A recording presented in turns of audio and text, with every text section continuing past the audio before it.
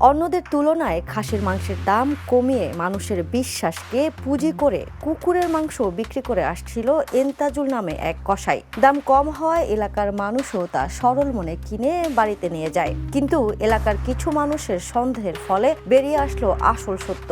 ন্যাক্কারজনক এই ঘটনা ঘটেছে নওগাঁর ধামইরহাটে, যা নিয়ে এলাকায় চলছে চরম উত্তেজনা। রবিবার সকালে উপজেলার মুকুন্দপুর এলাকায় এই ঘটনাটি ঘটে। বিষয়টি জানাজানি হলে অল্প সময়ে শত শত নারী পুরুষ ঘটনাস্থলে ভিড় করেন। পরে তোপের মুখে দোকান ছেড়ে পালিয়ে যান অভিযুক্তরা। স্থানীয় সূত্রে জানা যায়, অভিযুক্ত এন্তাজ আলী ও তার সহযোগী দুদু দীর্ঘদিন ধরে মঙ্গলবাড়ি বাজারে খাসির মাংস বিক্রি করে আসছিলেন। তাদের মাংসের দাম তুলনামূলক কম হওয়ায় অনেকেরই সন্দেহ ছিল। রবিবার সকালে মুকুন্দপুর এলাকায় তারা গোপনে একটি কুকুর জবাই করছিলেন। বিষয়টি স্থানীয় কয়েকজন ব্যক্তির নজরে আসে। তারপর কাছে গিয়ে তারা দেখেন অভিযুক্তরা একটি কুকুর জবাই করে চামড়া ছাড়ানোর প্রস্তুতি নিচ্ছেন। তাৎক্ষণিকভাবে স্থানীয়রা চিৎকার করলে তারা পালিয়ে যায়। পরে পুলিশ ঘটনাস্থল থেকে জবাই করা কুকুর ও মাংস কাটার সরঞ্জাম জব্দ করে।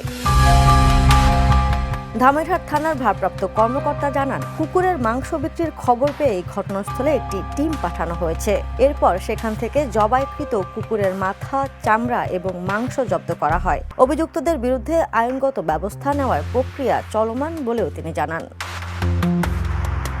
Desk report, the news.